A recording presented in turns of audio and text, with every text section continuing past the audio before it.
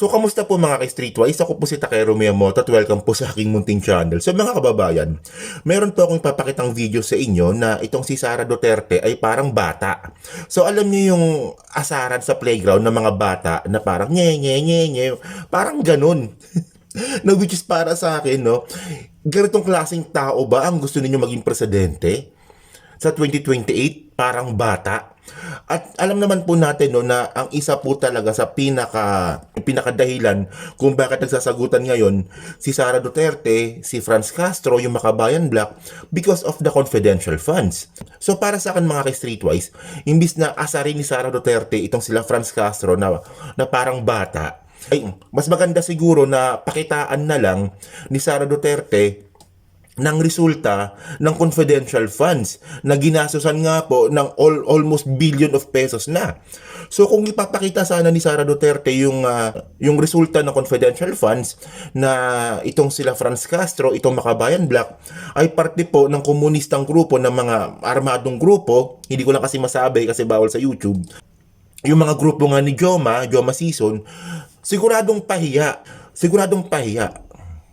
Pahiya itong Makabayan Black na to, itong sila Franz Castro kasi 'di ba yung kinukundinan nilang confidential funds ni Sara Duterte ay nagkaroon ng resulta at ito po ay patama at tungkol po sa kanila, sa Makabayan Black. So para hindi na ako maingay no, ito basahin na lang po natin to dito no. Sabi dito, napikon na Sara Duterte mocks Franz Castro over confidential funds. The criticism of Vice President Sara Duterte multi-million peso confidential funds appeared to have gotten on her nerves. So pikon, as she was recently caught on video mocking a lawmaker who called her out over the budget. In the video circulating online, Duterte could be heard saying, kapag nakikinig ako kay Franz Castro, nakatingin ako kay Franz Castro, naisip ko, sabi niya, confidential funds, nye. Confidential funds, maayos naman accounting namin. Tapos, confidential funds. Okay, para hindi na ako maingay, panoorin na lang po natin yung sinasabi nga pong video ng report na to. Okay, so ito po yun.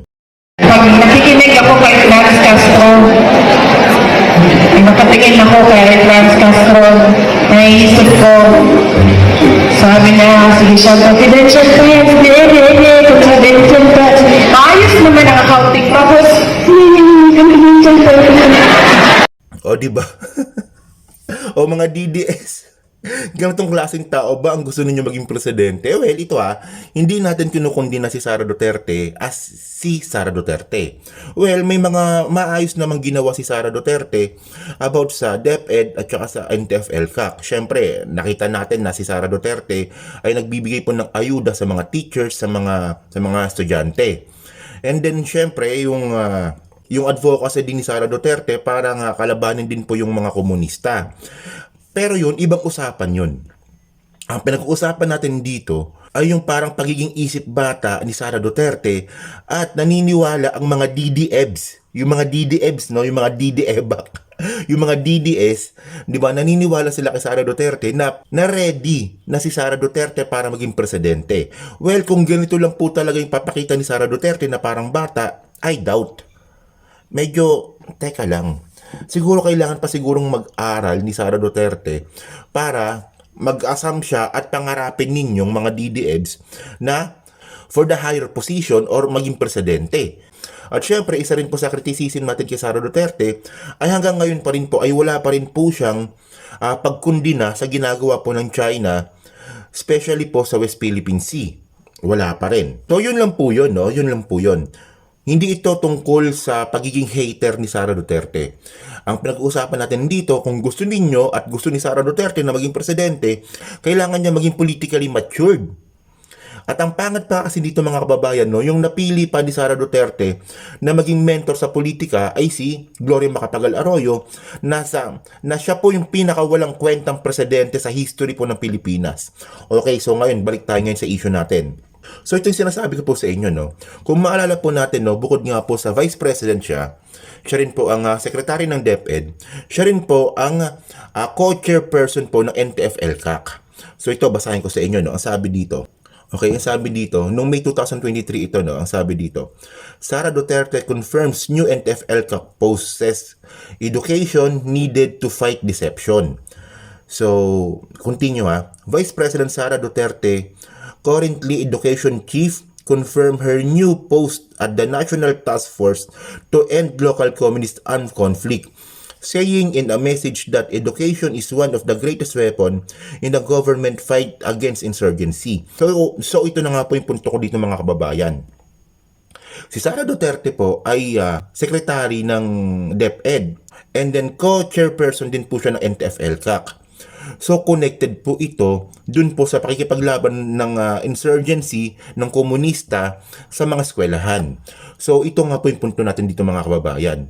Imbis na ang style po ni Sara Duterte ay mockery dito po sa mga makabayan black at saka especially dito kay Franz Castro kasi siya lang naman talaga maingay, ang mas maganda siguro no kaysa mag-isip bata si Sara Duterte ay pakitaan niya ng resulta yung confidential funds. Sigurado naman po tayo at bukas na akalat naman po talaga ito na nagre-recruit po ng mga kabataan itong sila Raul Manuel at saka ACT teachers ng mga estudyante para maging parte po ng komunista. So kung nagamit sana ni Sara Duterte yung confidential funds niya na yan para nga i-pinpoint itong makabayan black para sirain po yung education system natin, sigurado pong magiging speechless po dito si Franz Castro. Kasi ang lalabas dito, kaya ayaw ni Franz Castro ng confidential funds ni Sara Duterte dahil tinatamaan sila. Mas maganda po mga kababayan kung ganun po yung gagawin ni Sara Duterte kaysa mag-nye-nye-nye siya, di ba? And then, continue pa natin, no? So, ang punto dito, no, sinagot din ito ni Sara Duterte sa kanyang post. Ang sabi ni Sara Duterte, no, so ayan official statement ito ni Sara Duterte. Okay, we urge the Commission on Audit to revisit its FY 2022 audit of the Office of the Vice President, especially the transfers and use of the confidential funds. So mga kababayan kasi, ito lang no para sa akin, hindi magandang sagot ito ni Sara Duterte na idadami mo pa yung COA dito. Especially po, kung ang pinag-uusapan natin dito ay confidential funds. Paano ko nasabi?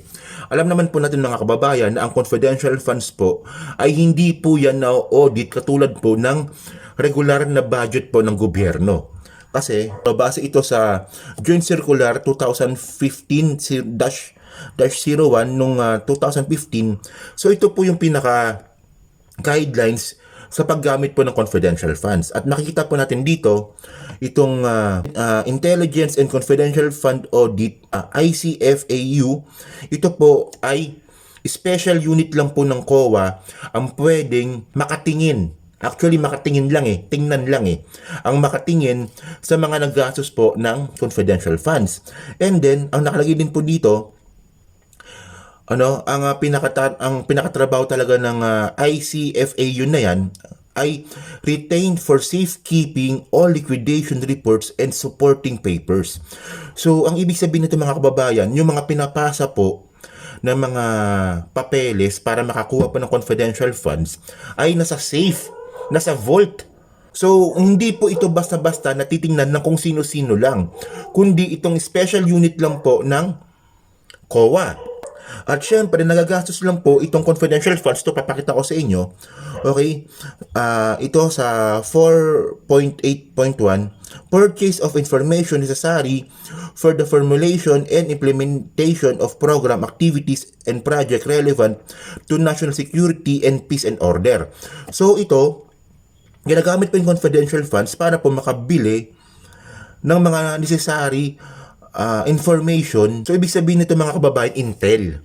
So, syempre, kapag bumili ka ng information or intelligence, hindi po talaga ito nabibigyan ng resibo. Paano mo bibigyan ng resibo yung pinaka-source mo? So, kaya nga po, masyadong sensitibo at delikado po yung paggamit ng confidential funds. Kaya ang ginagawa po ng COA ay nilalagay na lang po ito sa safe. At kung ano po yung sinabi ng isang ahensya na itong pera na to ay ginamit namin para pambili ng mga sensitibong impormasyon, wala na pong question dito ang COA. Magkaiba po talaga yung paggamit ng confidential funds kaysa regular po na pera. At ito pa, no? Nakalagay pa dito kung paano ginagamit yung confidential funds. Okay, rental of transportation vehicle related to confidential activities. So, isa pa to. So, syempre, kapag nagrenta ka ng sasakyan, hindi mo pwedeng sabihin kung saan ginamit at kung anong sasakyan at kung sino may-ari ng sasakyan. Kasi ginamit ito sa confidential activities. So, magkaiba po ito. So, ang pinupunto ko lang dito mga kababayan, actually mahaba yung part na yan. Ang pinupunto ko lang dito mga kababayan, hindi maganda itong attitude nga po ni Sara Duterte na bigla na lang siyang magtuturo. Na ito, tanungin nyo yung COA. Oh, kapag tinanong nyo naman yung COA, wala naman sila mapapakitang magandang liquidation or pag-audit ng confidential funds. So, parang ang gusto ko lang sabihin dito mga kababayan, kung gusto niyo maging presidente si Sara Duterte, at kung gusto ni Sara Duterte na maging presidente, dapat ang una niyang ugali dito, buntot niya, hila niya. Hindi siya yung turo ng turo, kasi ginawa niya yan eh. Di ba nung budget hearing, tuwan-tuwa siya nung pinagtanggol siya ni E.S. Bersamin. And then kapag may mga question na hindi niya kayang sagutin, di ba, pinapasa niya lang sa mga USEC niya. And then ngayon naman sa confidential funds, COA. Para po maging presidente po ng Pilipinas, dapat po buntot mo, hila mo. Katulad nga po na ginagawa po ni PBBM. Di ba si PBBM kapag desisyon niya. Hindi niya tinuturo na, ayan, desisyon niya ni Gibo. Ayan, desisyon niya ni Gloria. Hindi. Kapag desisyon niya. At ayan po, ito lang no, hindi naman ako sa pagiging Sara Duterte hater, no. Tinuturuan ko lang po si Sara in my own opinion, on my own humble opinion, kung ano yung mga dapat niyang improve sa sarili niya at pati rin po kay mga DDEBs. Bilib na bilib kayo kay Sara Duterte pero sobrang politically immature niya po talaga. Kita nyo, di ba? Nye, parang isip bata. Oh. So yun lang po mga kababayan. So kayo po, ano po masasabi nyo nga po dito sa content po natin ngayon? Nag-agree ba kayo sa sinasabi ko na si Sara Duterte ay parang bata at politically immature at hindi pa talaga siya ready para maging presidente? So paki-comment na po sa baba at binabasa ko pong lahat yan. So sa muli po, maraming salamat po sa inyong lahat. Ako po si Takero Miyamoto. Babush!